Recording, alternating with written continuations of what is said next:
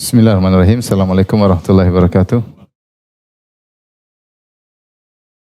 Alhamdulillah ya laisani wa syukru lahu ala taufiqihi wa amtinani. Asyhadu an la ilaha illallah wahdahu la syarika lahu ta'ziman li sya'ni wa asyhadu anna Muhammadan abduhu wa rasuluhu ila ridwani. Allahumma shalli alaihi wa ala alihi wa ashabihi wa ikhwani. Kita lanjutkan.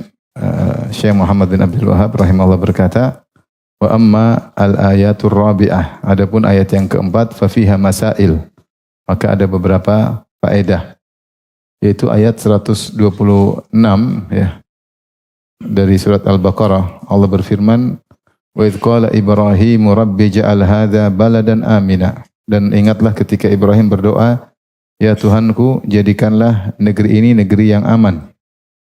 Warzuq ahlahu minas samarat, dan berilah rizki kepada penduduknya ya berupa buah-buahan.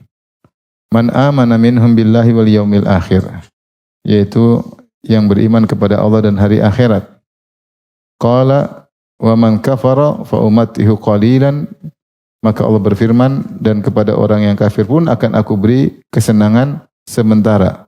Tsumma attarruhu ila adzabin nar, setelah itu aku paksa ia menjalani siksa neraka. Wa bi'sal masir, dan neraka adalah seburuk-buruk tempat kembali, yaitu Al-Baqarah 126. Maka kemudian beliau menyebutkan beberapa faedah terkait ayat ini. Yang pertama, dakwatu Ibrahim an yaj'alahu amina, yaitu Nabi Ibrahim berdoa agar lembah yang dia letakkan Nabi Ismail dan ibunya Hajar menjadi kota yang aman, yaitu jadilah kota tersebut tanah haram. Jadi tanah haram ya. Wala yunaqidu tahrimuhu yauma khalqillahi as-samawati wal ard. Wala yunaqidu tahrimuhu yauma khalqis samawati, atau yauma khalaqallahu as-samawati wal ard. Dan pengharaman yang dilakukan oleh Nabi Ibrahim tidak bertentangan dengan pengharaman kota Mekah sejak Allah menciptakan langit dan bumi. Maksudnya Syekh Muhammad bin Wahab ingin menyatakan datang dalam hadis-hadis Ibrahim menjadikan kota Mekah sebagai kota tanah haram. Seperti dalam hadis Rasulullah SAW bersabda, Inna Ibrahim harrama Makkata wa da'alaha. Sungguhnya Ibrahim mengharamkan kota Mekah wa da'alaha. Seakan-akan bahwasanya Ibrahim yang mengharamkan kota Mekah. Padahal tidak. Memang sejak Allah menciptakan langit dan bumi, Allah sudah menetapkan kota Mekah sebagai tanah haram. Hanyalah menepati doa Ibrahim untuk dijadikan tanah haram, dan kemudian Allah menunjuk Ibrahim untuk menampakkan atau memunculkan hukum ini. Adapun hukum bahwasanya kota Makkah jadi tanah haram sejak Allah menciptakan langit dan bumi. Ibrahim hanya menunjukkan atau memunculkan hukum tersebut. Rasulullah bersabda, Inna Ibrahim harrama Makkata wa da'alaha. Sungguhnya Ibrahim mengharamkan kota Makkah dan berdoa untuk kota Makkah. Wa harramtu al-Madinah kama harrama Ibrahimu Makkata. Dan aku mengharamkan kota Madinah, yaitu menjadi tanah haram, Makanya tanah haram cuma dua. Haram Makkah sama haram apa? Madinah. Disebut al-haramu Makki dan al-haramu al-Madani. Al-haramu al-Makki, al-haramu al-Madani. Tidak ada tanah haram yang ketiga. Makanya perkataan sebagian khatib-khatib ketika menyebutkan Palestina atau Masjid Al-Aqsa dengan dikatakan Salisul Haramain, yaitu haram yang ketiga, maka ini tidak benar. Karena tanah haram cuma berapa? Cuma dua, Mekah dan Madinah. Apalagi orang Syiah menjadikan tanah Karbala sebagai tanah haram. Bahkan mereka mengatakan Karbala lebih afdal daripada Mekah dan Madinah. Siapa yang menziarahi kuburan Husain seperti umrah 20 kali. Ya. Makanya mereka lebih semangat ke tanah Karbala daripada ke Mekah. Ini semua adalah kesesatan, ini semua adalah bid'ah. Yang negeri terbaik adalah kota Mekah. Ya. Kota Mekah. Terus ada khilaf di kalangan para ulama, mana lebih afdal Mekah atau Madinah, ada khilaf di kalangan para ulama. Tetapi intinya Allah telah mengharamkan kota Mekah sejak Allah menciptakan langit dan bumi. Sebagaimana Allah sebutkan dalam Al-Quran ya. Allah mengatakan inna iddatas syuhri indallahi 12 syahrun fi kitabillah yauma khalaqas samawati wal ard ya. Minha arba'atun hurum. Ya, bahwasanya Allah telah menetapkan 12 bulan, ada 4 bulan haram ya. Bulan-bulan dilarang perang, maksudnya peraturan tentang larangan-larangan perang itu sudah ada sejak Allah menciptakan langit dan bumi. Bukan dibuat oleh Ibrahim, juga bukan dibuat oleh tradisi orang-orang Arab. Cuma Ibrahim alaihissalam yang memunculkan hukum tersebut. Dan ini dijelaskan dalam satu hadis dalam Sahihain ketika Rasulullah menaklukkan kota Mekah, kata Rasulullah, "Inna hadzal balada harramahullahu yauma khalaqas samawati wal ardh." Sungguhnya tanah ini, kota Mekah, sudah diharamkan oleh Allah semenjak Allah menciptakan langit dan bumi. Fahuwa haramun bihurmatillah ila yaumil qiyamah. Maka tanah ini menjadi tanah haram dengan pengharaman dari Allah sampai hari kiamat. Wa innahu lam yahillal qitalu fihi li ahadin qabli, dan tidak pernah Allah membolehkan seorang berperang di kota Mekah sebelumku. Walam yahillali illa sa'atan min nahar, dan aku pun boleh berperang di kota Mekah cuma sebentar di siang hari, yaitu ketika Rasulullah masuk menyerang orang-orang Quraisy di waktu peristiwa Fatu Makkah. Rasulullah menyerang meskipun di tanah haram, karena siapa yang kasih izin? Allah Subhanahu wa taala. Itu pun sebentar. Fahuwa haramun bihurmatillah ila yaumil qiyamah, maka kota Mekah haram dengan pengharaman Allah sampai hari kiamat. La yu'dhadu syaukuhu, maka tidak boleh dipatahkan duri-duri dari sebuah pohon-pohon yang ada di Mekah. Wala yunaffaru saiduhu, tidak boleh ditakut-takutin atau dikejar buruan-buruannya seperti merpati dan semisalnya, enggak boleh. Wala yaltaqitu illa man arrafaha, tidak boleh mengambil barang jatuh atau luqatah kecuali yang ingin mengumumkannya. Kalau enggak ingin mengumumkan, biarin aja. Wala yukhtala khalaha, dan tidak boleh ditebang pohonnya, tidak boleh dicabut pohonnya. Di sini Rasulullah menyatakan bahwasanya Mekah sudah diharamkan sejak Allah menciptakan langit dan bumi. Adapun Ibrahim alaihissalam berdoa meminta, ini sesuai dengan takdir yang sudah Allah tetapkan. Ibrahim fungsinya alaihissalam hanya memunculkan pengharaman tersebut. Hukumnya sudah ditetapkan oleh Allah sejak hari Allah menciptakan langit dan bumi. Akhirnya di zaman orang-orang Arab, mereka tahu tanah Mekah tanah haram. Sebagian sudah kita sebut pada pertemuan lalu. Sampai seorang melihat pembunuh bapaknya, pembunuh kakaknya, dia tidak bunuh. Karena tidak boleh menumpahkan darah di tanah Mekah. Karena tanah Mekah tanah haram. Dan ini sesuai dengan doa Nabi Ibrahim, Rabbi ja'al hadza baladan amina. Ya Allah, jadikanlah tanah ini tanah yang aman. Tanah aman itu jadi tanah haram. Jadi tanah haram. Oleh karenanya ketika dikatakan Ibrahim telah mengharamkan tanah haram, maksudnya Allah memunculkan hukum tersebut melalui lisan Nabi Ibrahim alaihissalam. Sebagaimana Nabi Muhammad SAW juga mengharamkan tanah Madinah, yaitu Allah mengharamkan tanah Madinah melalui lisan Nabi Muhammad SAW. Ini faedah yang pertama. Ats-tsaniyah, adapun faedah kedua, dakwatu Ibrahim lil balad wa ahlihi bil amni wa rizq. Yaitu Nabi Ibrahim berdoa untuk kota Mekah dan penduduknya dengan keamanan dan juga agar dapat rezeki, ya. Makanya dia berdoa warzuq ahlahu, berilah rezeki kepada penduduknya, ya. Dan ini adalah suatu nikmat yang luar biasa kalau orang sudah aman dan punya rezeki. Aman dan rezeki, maka ini nikmat dunia yang luar biasa. Makanya Rasulullah SAW bersabda, man asbaha minkum aminan fi sirbihi mu'afan fi jasadihi indahu qutu yaumihi faka'annama hizat lahu dunya. Siapa yang di pagi hari di antara kalian aman di rumahnya, kemudian sehat badannya, kemudian dia punya makanan hari itu, maka seakan-akan dunia telah digiring untuknya.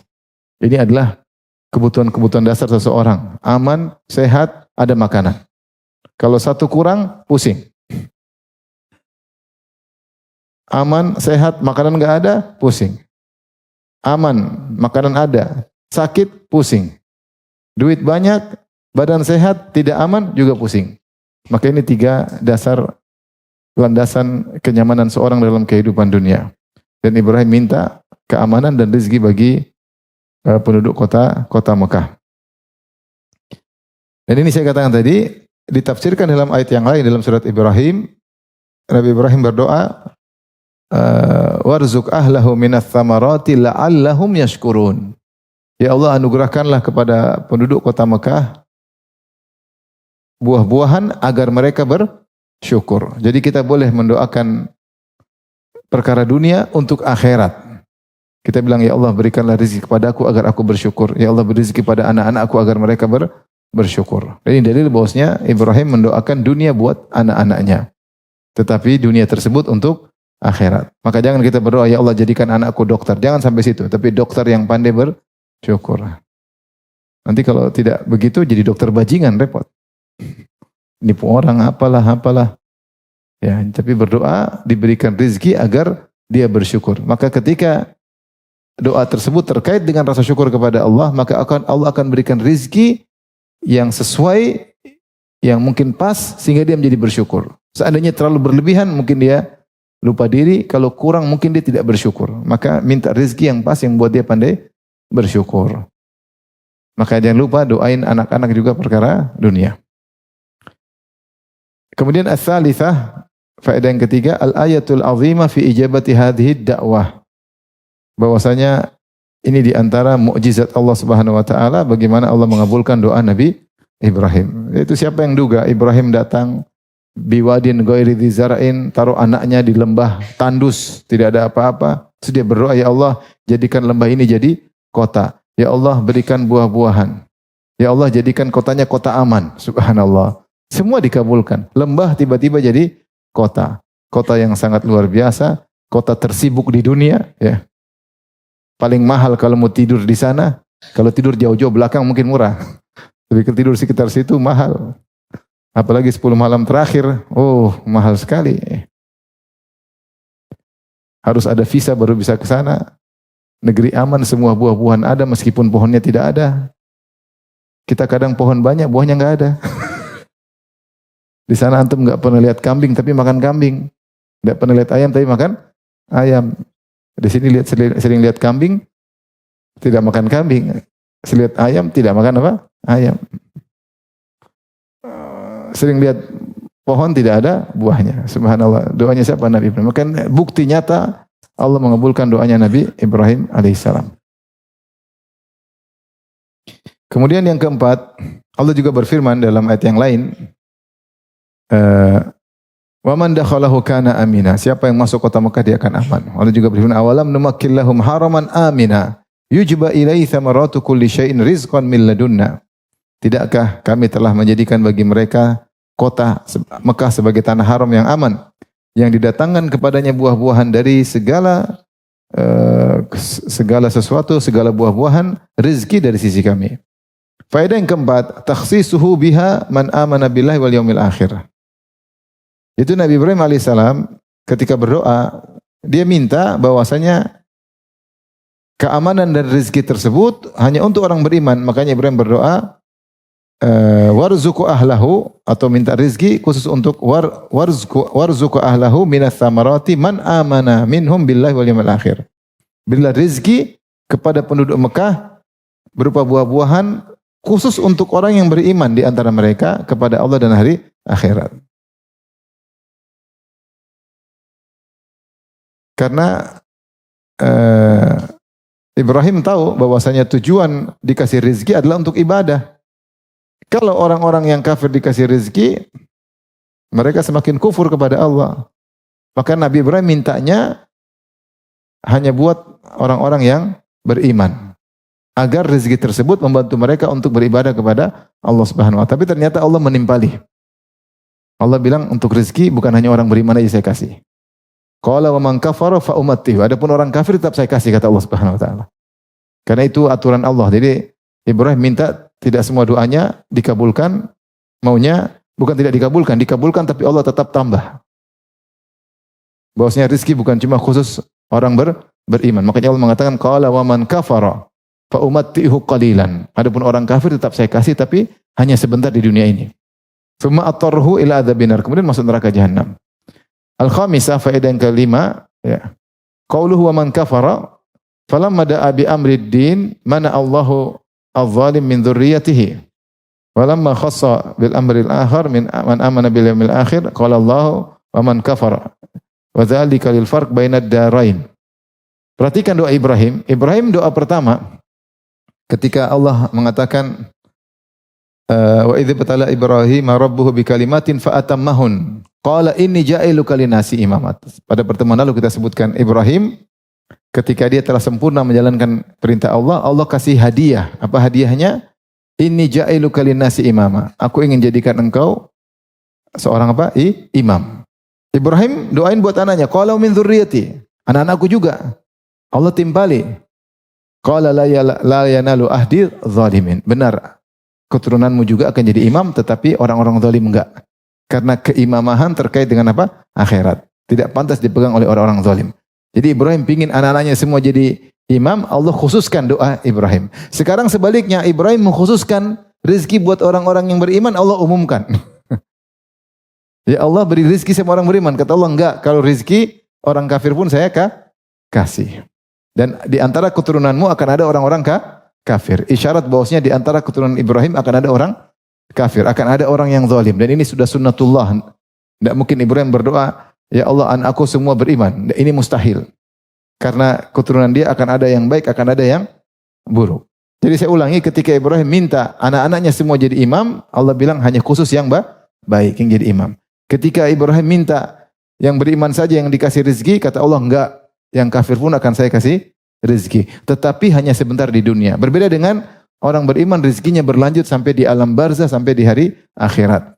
Makanya di sini kata Syekh, wa dzalika lil farqi bainad darain. Karena di sini karena ada perbedaan antara dunia dan akhirat. Kalau dunia, orang mukmin, orang kafir semua merasakan kenikmatan karena itu konsekuensi rububiyah Allah Subhanahu wa taala. Makanya dalam Al-Qur'an Allah mengatakan kullan numiddu haula'i wa haula'i min ata'i rabbik wa ma kana ata'u rabbika mahdzura. Semuanya kami kasih, orang beriman kami kasih rizki, orang kafir kami kasih rizki. Dan tidak ada yang bisa menghalangi karunia Allah Subhanahu wa taala. Unzur kaifa faddalna ba'dhum 'ala ba'd. Lihatlah bagaimana kami menjadikan rezeki mereka bertingkat-tingkat. Baik orang kafir, orang beriman, rezeki mereka bertingkat-tingkat. Tetapi ingat, rezeki tersebut hanya sebentar. Sekaya apapun mereka, sa'umatti'uhu qalilan. Aku akan buat mereka senang-senang cuma apa? Sebentar. Karena dunia ini sebentar. Makanya dikatakan dunia karena dua hal. Dunia disebut dunia, ada yang mengatakan karena dunu artinya dekat, ada yang mengatakan dani artinya rendah. Kata dunia itu sendiri sudah menunjukkan sebentar. Oleh karenanya sekaya apapun seorang, dia hanya sebentar di dunia ini jika dibandingkan dengan destinasi kehidupan berikutnya di alam barzah mungkin ribuan tahun sampai hari kiamat, di padang mahsyar 50.000 tahun, kemudian surga dan neraka abadi. Maka dunia yang 60-70 tahun hanyalah sebentar. Ya. Mata'un qalil dalam ayat yang lain. Kesenangan yang cuma sebentar. Kita pun tidak bisa senang-senang terus. Taruhlah kaya, tahu-tahu udah tua. Udah tua sudah nggak bisa makan ini, nggak bisa makan anu. Nggak bisa loncat-loncat lagi. Kalau dulu suka loncat-loncat, saya nggak bisa. Kita cuma sebentar, kemudian meninggal. Nggak bisa sehat terus. Umur 33 sampai 50 tahun nggak bisa. Kita menikmati umur 33, 40. Udah 40 mulai turun. Mulai pandangan melemah. Telinga mulai tidak kedengaran. Tadinya omelan istri keras, sekarang omelan istri jadi pelan. Udah nggak kedengaran, aman. Malah pelan, lemah, mulai asam urat muncul, kolesterol muncul, gula mulai naik, darah tinggi, satu persatu.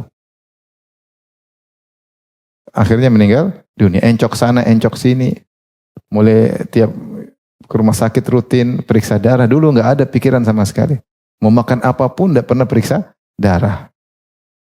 Coba yang 40 tahun ke bawah angkat tangan. 40 tahun ke bawah. Kok lebih banyak 40 tahun ke atas? Coba yang 40 tahun ke atas angkat tangan. Oh iya. Yang biasa ngaji yang sudah mau mati biasanya. Udah ingat, udah benar, udah 40 tahun ke atas harus banyak ingat Allah Subhanahu wa taala.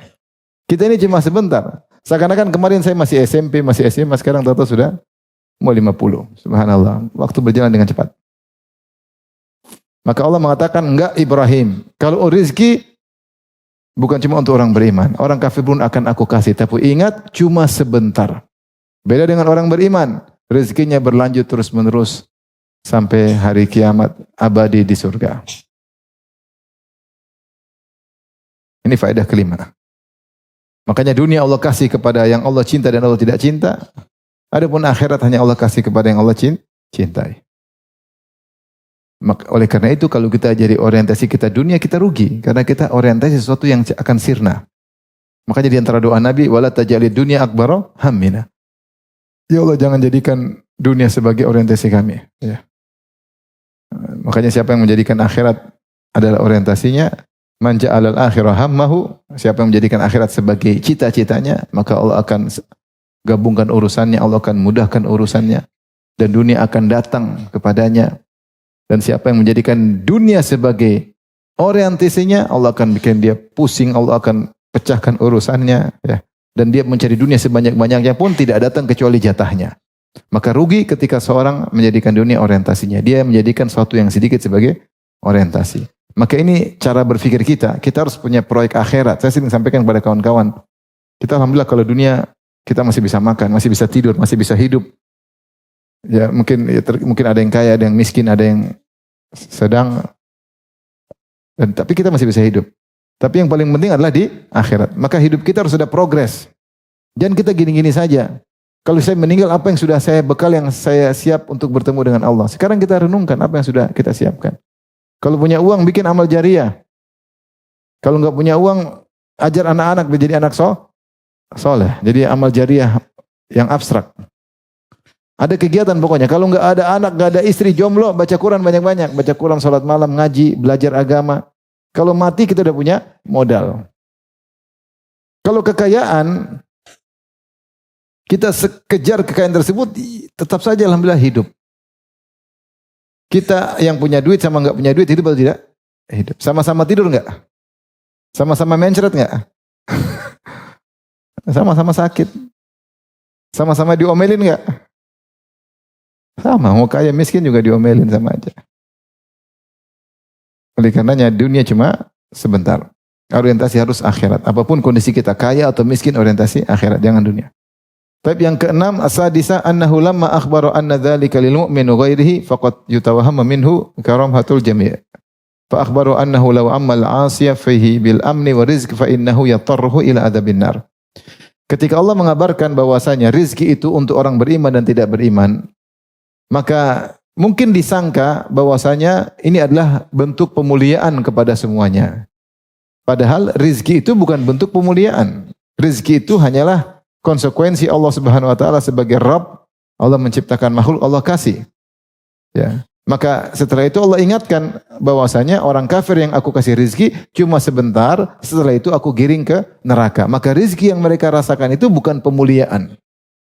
Justru rizki yang mereka rasakan itu akan menjadi beban siksaan mereka pada hari kiamat. Karena digunakan bukan untuk beribadah kepada Allah Subhanahu wa ta'ala.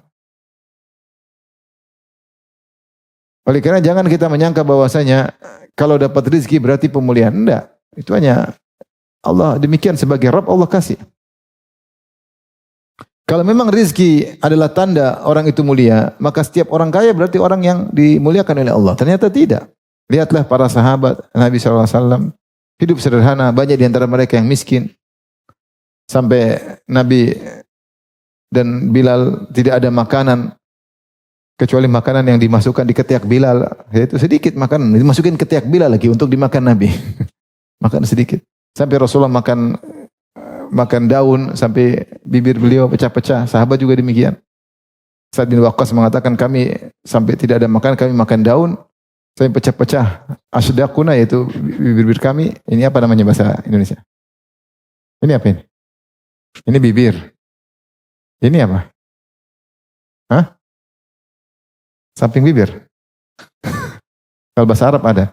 Ini hampir luka-luka. Terus akhirnya kata Sa'ad bin Waqqas, kami pun buang hajat seperti kama tadau asyad, seperti kambing yang buang hajat. Itu kering kotorannya, enggak ada campuran apa-apa. Karena berhari-hari makan apa?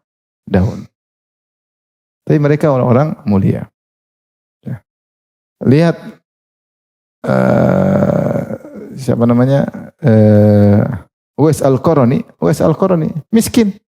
Tapi kata Nabi, khairut tabi'in, sebaik-baik tabi'in. Jadi jangan menyangka bahwasanya harta adalah ukuran pemuliaan. Enggak. Kata Allah Subhanahu wa taala, "Fa ammal insanu idza mabtalahu rabbuhu akramahu na'ama fa yaqulu rabbi akraman." Adapun manusia kalau dikasih harta dia bilang Allah telah memuliakan aku. Wa amma idza mabtalahu fa qadara al rizqahu fa yaqulu rabbi ahanan. Adapun kalau disempitkan rezekinya dia bilang Allah telah Allah telah menghinakan aku. Kata Allah, kalla, tidak demikian. Rizki bukan ukuran pemuliaan ataupun penghinaan. Para nabi banyak yang miskin. Ada yang tukang kayu, Zakaria, ada yang Nabi Isa miskin. Maksud saya, hidup dunia ini ada yang kaya, ada yang miskin. Makanya Umar berkata, al-faqr wal ghina matiyatani la ubali bi ayyihima arkabu. Sungguhnya kaya dan miskin adalah dua tunggangan. Aku tidak peduli Allah menjadikan aku menunggang yang mana. Mau kaya atau miskin enggak urusan. Kalau kaya bersyukur, kalau miskin bersabar. Masing-masing punya ujiannya sendiri, masing-masing punya ibadahnya sendiri. Orang kaya punya ujian sendiri.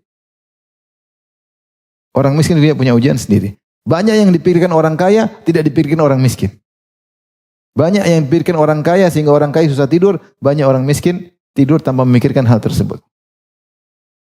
Ada bos mungkin sebelum tidur dia hitung hartanya, hitung pegawainya, hitung gajinya, apalagi kalau pas Ramadan harus gaji ke-13, THR dia hitung. Sementara saya miskin dapat gaji langsung tidur. Jadi dunia kita akan jalan. Maksudnya jangan sampai kita berpikir, ya Allah kenapa saya miskin? Apakah saya dihina? Tidak. Jangan berpikir demikian. Jangan suudzon. Para nabi ada yang miskin, ada yang kaya, ada yang sedang. Sahabat pun demikian. Ada yang kaya, ada yang miskin, ada yang sedang. Ukurannya bukan kaya. Bukan berarti orang kaya berarti dimuliakan. Bukan berarti. Kapan kita kaya bersyukur, kapan kita miskin kita bersabar. Makanya lihat dalam hadis kata Rasulullah SAW, yu'ta bi'an amin nasi kana fid dunya. Dihadirkan orang paling nikmat di dunia. Min ahli nar. Dari penghuni neraka. Allah cari orang penghuni neraka yang paling kaya siapa? Siapa coba penghuni neraka paling kaya? Allah hadirkan pada hari. Triliuner paling kaya. Paling foya-foya. Hidup lama dengan penuh kekayaan. Dari lahir mungkin sudah kaya sampai mati kaya. Maka kata Allah, usbughuhu fiha sabghah. Masukkan, celupkan di neraka sebentar aja. Fayaqul, Allah berkata, ya bani Adam, hal ra'aita khairan qat? Setelah dia kaya sekian puluh tahun dimasukkan neraka sebentar, ditanya, apakah kau pernah melihat kebaikan sedikit pun? Fayaqul la wa izzatika ma ra'aitu khairan qat. Ya Allah, demi keperkasaan Engkau aku tidak pernah lihat kebaikan sama sekali. Subhanallah, dia lupakan semua kenikmatan yang dia pernah rasakan dengan sedikit dicelupkan di neraka. Cuma sebentar melupakan semua kenikmatan yang pernah dirasakan. Sebaliknya dihadirkan orang paling miskin di dunia dari penghuni surga. Dari seluruh penghuni dunia ini yang paling miskin dia. Bukan antum. Antum semiskin-miskinnya masih ada yang jauh lebih miskin. Ini semiskin, paling miskin di dunia dia, tapi dia penghuni surga. Puluhan tahun mungkin susah menderita. Begitu dimasukkan ke surga sebentar, ditanya, kau pernah lihat kesusahan? Enggak pernah ya Allah, enggak pernah lihat susah. Kenikmatan yang sebentar itu membuat lupa dia dengan segala kerusahan yang pernah dia rasakan. Seperti seorang ibu merasakan kesulitan, begitu anak yang lahir dia lupa semua Pak, kesulitan yang pernah dia hadapi. Seperti orang belajar susah, capek, tahu-tahu dia berhasil dapat ijazah, oh, bahagia dia, lupa semua. Maka jangan berpikir suudzon berarti kalau saya kaya saya dimuliakan, enggak. Saya miskin berarti saya direndahkan, enggak. Kalau kaya bersyukur, kalau miskin bersabar. Kita enggak tahu mana yang lebih utama untuk kita. Terkadang kita pikir pingin kaya, ternyata kita dikasih kaya sedikit, sudah jadi OKB. Orang kaya baru, sombong. Ya. OKK, orang kaya kaget. Pamer sana, pamer sini, bikin status melulu. Udik, kaget. Ternyata dia tidak kuat jadi orang kaya. Sudah miskin aja lebih bagus. Bersyukur, berdoa tiap hari nangis. Ya Allah lunasi hutangku. Enggak lunas. Kalau lunas dia tidak sholat malam lagi. Allah lebih tahu. Yang ketujuh, as-sabi'ah annal mujawarah indahu kama annaha tanfa'ul muti' fahiya tadurrul 'asi. Liqaulihi thumma atarru ila adzabin nar. Perhatikan ini faedah luar biasa dari Syekh, dia mengatakan tinggal di kota Mekah itu bisa bermanfaat bagi orang yang taat dan sebaliknya bikin mudarat bagi orang yang tidak taat. Makanya ketika Nabi Ibrahim berdoa, ya Allah berikanlah rezeki kepada penghuni kota Mekah yang beriman. Kata Allah, enggak, bukan orang beriman aja. Yang kafir pun akan kasih rezeki tapi masuk neraka. Maka orang yang bermaksiat di kota Mekah berbahaya. Sebagaimana orang melakukan ketaatan kota Mekah berlipat ganda, maksiat pun demikian. Oleh karenanya dalam Al-Quran Allah mengatakan, ini khusus buat kota Mekah. Wa man yurid fihi bi ilhadin bi dzulmin nudziqu min adzabin alim, ya. Siapa yang berniat untuk melakukan keburukan di kota Mekah, kami akan siksa dia dengan siksaan yang pedih. Dia baru berniat, dia belum melakukan. Ada orang di tanah air, dia berniat, saya mau jual rokok di kota Mekah. Niat buruk enggak? Itu dia belum jualan saja sudah di dosa. Saya pingin nipu jemaah haji, jual kambing enggak ada kambingnya. Dia belum jual kambing aja dia sudah berdosa. Dia masih Indonesia belum berangkat sudah berdosa. Apalagi kalau sudah sampai sana. Ini tidak berlaku pada kota-kota lain. Sehingga niat buruk untuk melakukan keburukan di kota Mekah bisa dicatat sebagai dosa yang berbahaya. Karena Allah ancam dengan adab yang pedih. Bahkan ada yang mengatakan niat buruk melakukan dosa kriminal di kota Mekah, baru niat sudah dapat dosa besar. Apalagi melakukannya. Oleh karenanya dia berbanding lurus. Beramal soleh di kota Mekah pahalanya besar, bermaksiat juga pahalanya dosanya besar. Dosanya besar. Cuma bedanya kalau di Mekah khusus untuk sholat 100.000 kali lipat. Adapun selain sholat cuma dikatakan berlipat ganda, namun tidak tahu berapanya. Jadi tidak kita katakan sedekah di Mekah 100.000 kali lipat, enggak. Yang 100.000 kali lipat cuma terkait apa? Salat. Makanya Rasulullah menyebutkan salatun, salat. Tapi secara umum berbuat amal soleh di kota Mekah berlipat ganda. Cuma nominalnya tidak tahu. Ada yang mengatakan ratusan. Tapi 100.000 cukup terkait apa? Salat. Ya. Tapi kalau dosa dikatakan tidak dilipat gandakan, tapi dibesarkan kualitasnya. Ibaratnya tetap dihitung satu, tapi jadi besar kualitasnya. Seperti misalnya kalau kau bermaksiat di Bekasi, dipentung pakai kayu kasti. Tapi kalau maksiat di satu kali pentungan, tapi kalau maksiat di kota Mekah satu pentungan tapi pakai besi, misalnya begitu. Sama-sama satu pentungan. Ini gambaran saja. Sehingga dosa tidak dilipat gandakan, tetapi dibesarkan kualitasnya. Dan itu berlaku di Mekah, di tanah Mekah, tanah Madinah, di waktu-waktu mulia, ketika di Ramadan, apalagi 10 hari terakhir, demikian juga bermaksiat di bulan-bulan haram, terutama 10 hari pertama bulan Dzulhijjah, maka ini dikatakan dosa tidak dilipat gandakan, tetapi diperbesar kualitas hukumannya.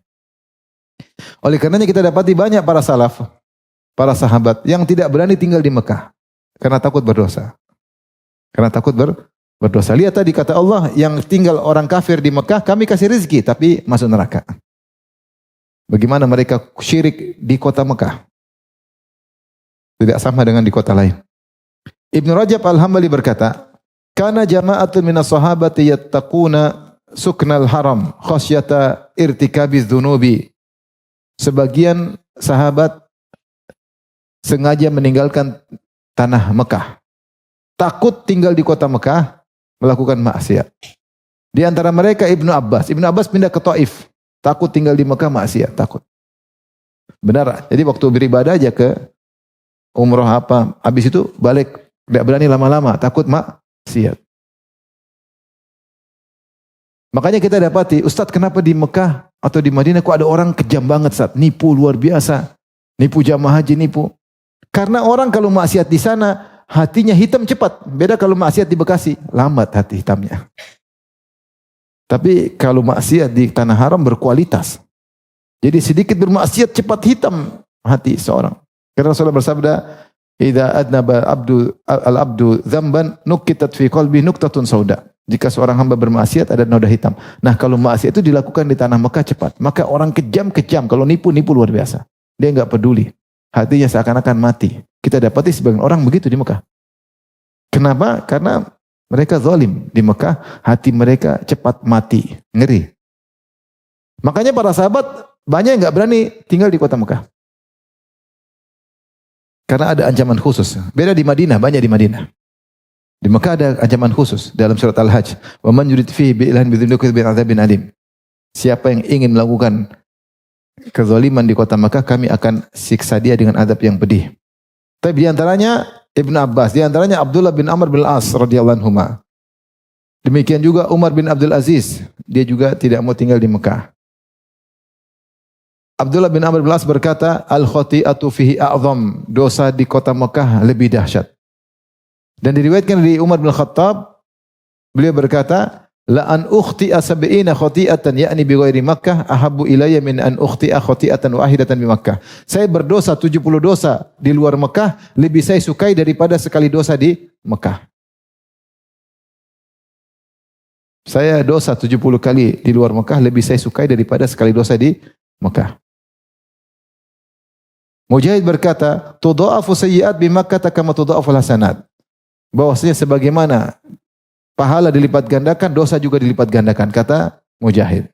Ini pendapat beliau. Maksudnya itu dilipatkan kualitasnya.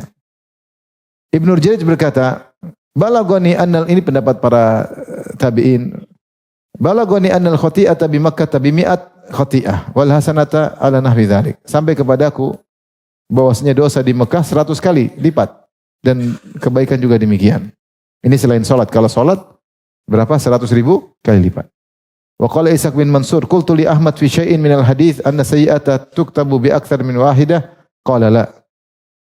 Ini kata, aku bertanya kepada Ahmad, Imam Ahmad bin Hanbal, apakah ada hadis yang menyatakan dosa ditulis lebih dari satu kali? Kata Imam Ahmad, enggak ada. Dosa tetap ditulis satu. Ma sami'na illa bi Makkah li ta'zimil balad, kecuali di Mekah dilipat gandakan kualitasnya karena agungnya kota Mekah. Apakah dilipat gandakan secara hitungan kuantitas atau kualitas? Intinya maksiat di kota Mekah tidak sama dengan di luar kota Mekah. Sampai disebutkan sebagian salaf dia punya 2 fustat, dia punya kemah di tanah haram sama di tanah halal. Kalau dia beribadah dia masuk di tanah haram ibadah. Habis ibadah dia pergi keluar tanah halal. Takut maksiat.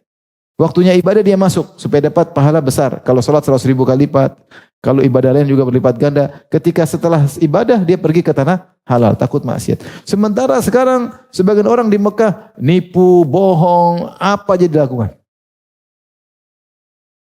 Jamaah haji dibohongin, jamaah ditipu. Pacaran di tanah haram. Sampai kita lihat sendiri orang pacaran. Sampai aduh ngeri deh. Ngeri. Sampai kadang ada pertemuan yang tidak benar, janjian ketemu di tanah haram, ketemu di mana? Di pintu sekian. Seakan-akan bukan tanah haram. Ngeri. Makanya saya bilang kalau maksiat di tanah haram hati cepat hitam, sampai tidak. Sampai saya dulu zaman dulu sebelum Covid, tempat saya main di kantor Hay'a Amar bil Ma'ruf wa Nahy 'anil Munkar. Saya ketemu dengan mudirnya waktu itu. Dulu masih aktif waktu itu. Jauh sebelum masih tahun sekitar mungkin 2000 sebelum tahun 2010 mungkin. Dia bilang Ramadan ini kami tutup tempat orang nakal sekitar 30. Saya masih ingat dia bilang di Ramadan. Di daerah Tanah Haram di Mekah. Ada yang punya ini di rumah ini, pertemuan laki-laki rumah ini, ada di sana enggak ada yang resmi, tapi mereka ini di Tanah Haram. Dia cari-cari sampai 30 tempat pertemuan lelaki wanita untuk melakukan perbuatan nista. Sampai 30 rumah dia tangkap. Maksudnya ada juga orang-orang yang kafir di tanah haram, yang bermaksiat tanah haram. Seakan-akan tanah haram bukanlah tanah haram. Kita lanjutkan. Selesai ayat yang keempat. Wa ammal ayatul khamisah fa fiha masail. Adapun ayat yang berikutnya, ayat kelima, yaitu ayat 127. Itu firman Allah, wa idh yarfa'u Ibrahimul qawa'ida minal baiti wa Ismail. Dan ketika Ibrahim mengangkat pondasi Ka'bah berserta Ismail, 2 orang. Rabbana taqabbal minna innaka antas samiul alim. Mereka berdua berdoa, ya Rabb kami, terimalah amalan kami. Sungguhnya engkau maha mendengar, lagi maha mengetahui. Ini cerita tentang Ibrahim dan Ismail membangun Ka'bah. Baik, sebelum kita sampaikan faedah-faedah, saya beri gambaran bahwasanya kerjaan ini kerjaan berat. Yang bikin Ka'bah cuma 2 orang, enggak ada orang ketiga. Bangun Ka'bah. Terus kerjaan mereka bagaimana? Mereka harus pergi ke gunung, mereka pahat batu, mereka pikul, karena batu-batu Ka'bah besar-besar dan ini tidak mudah, cuma berdua. Terus akhirnya mereka susun. Setiap mereka susun, mereka berdoa. Dalam sebagian riwayat dari salaf, setiap mereka taruh batu, mereka mengatakan, Rabbana taqabbal minna, ya Allah terimalah amalan kami. Setiap satu batu mereka berdoa, Rabbana, bagi mereka setiap batu ada ibadah tersendiri. Bukan setelah selesai baru berdoa. Setiap taruh batu, mereka bilang, Rabbana taqabbal. Kira-kira satu Ka'bah berapa batu? Pasti banyak, ratusan. Setiap taruh batu, mereka berdoa, Rabbana taqabbal minna, ya Allah terimalah kami, amalan kami. Ini menunjukkan bagaimana Ibrahim dan Ismail hamba Allah yang berharap dan takut. Tidak sombong, tidak mengatakan, lihat nih, gua disuruh sama Allah langsung bangun masjid. Nah, ini masjid pertama di dunia, ini masjid paling ramai nanti. Mereka tetap takut tidak diterima, maka mereka berdoa. Ya. Mereka takut tidak ikhlas, maka mereka berdoa. Ini baru bikin masjid kecil, sudah pamer sana, pamer sini. Kayak diterima aja, belum tentu. Ini kisah bagaimana mereka kerja berat untuk bangun Ka'bah. Maka ketika Ka'bah sudah tinggi, tadi seperti saya pernah ceritakan, Ibrahim ada tempat pijakan untuk menyusun Ka'bah. Apa faedah yang diambil dari ayat ini? Yang pertama,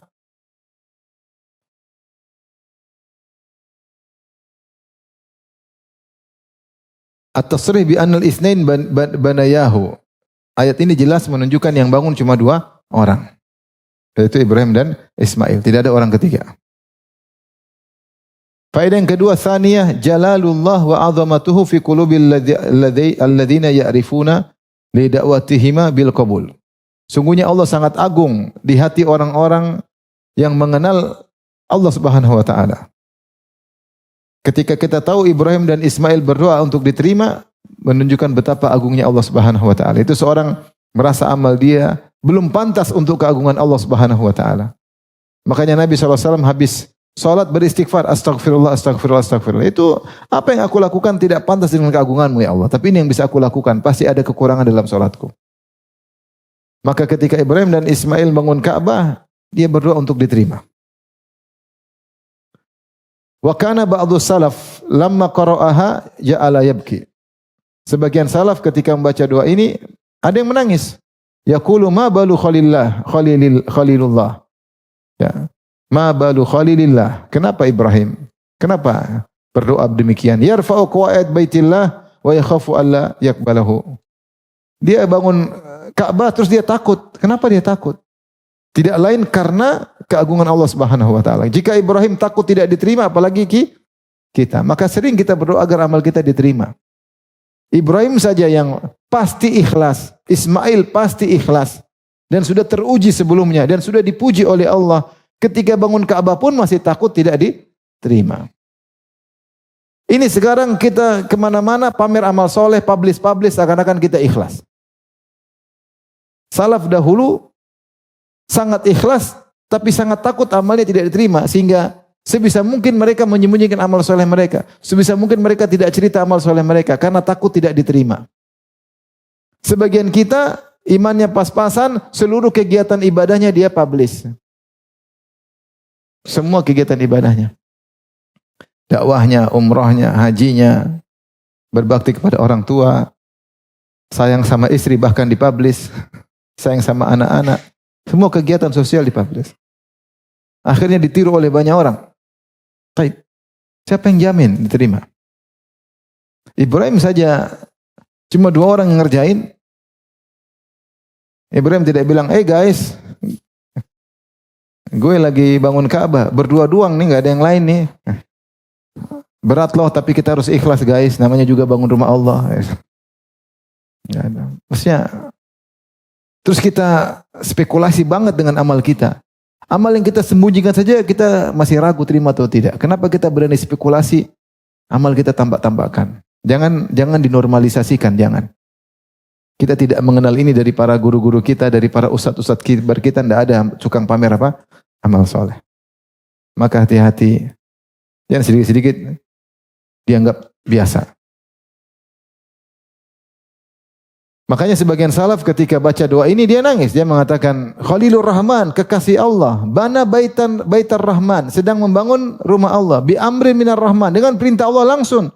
Dengan perintah Allah langsung, summa yakhafu alla yataqabbala minur Rahman. Kemudian masih takut tidak diterima. Terus kita pede. Sampai berdoa, Rabbana taqabbal minna, dan bukan doa terakhir, setiap batu taruh, Rabbana taqabbal minna. Ya Allah, terimalah amalan kami. Innaka antas samiul alim, sungguhnya Engkau mendengar lagi Maha mengetahui. Engkau mendengar doa kami dan Engkau mengetahui isi hati kami.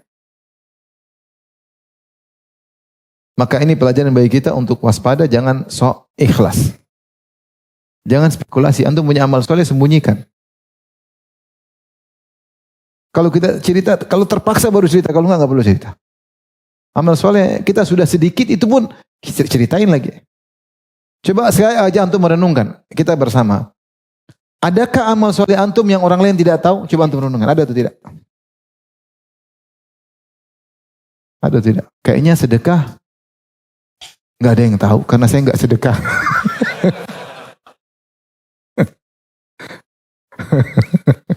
Haji nggak ada yang tahu, saya belum haji. Coba pikir, sementara Rasulullah mengatakan, man istata'a minkum an yakuna lahu khabi'un min amalin salih falyaf'al. Siapa di antara kalian yang mampu punya amal soleh, maka lakukan amal soleh yang tersembunyi, maka lakukanlah. Sebisa mungkin kita sembunyikan. Karena yang disembunyikan pahalanya lebih besar daripada yang terlihat kalau sama-sama ikhlas. Apalagi kalau tidak ikhlas, hancur lebur. Maka jangan spekulasi.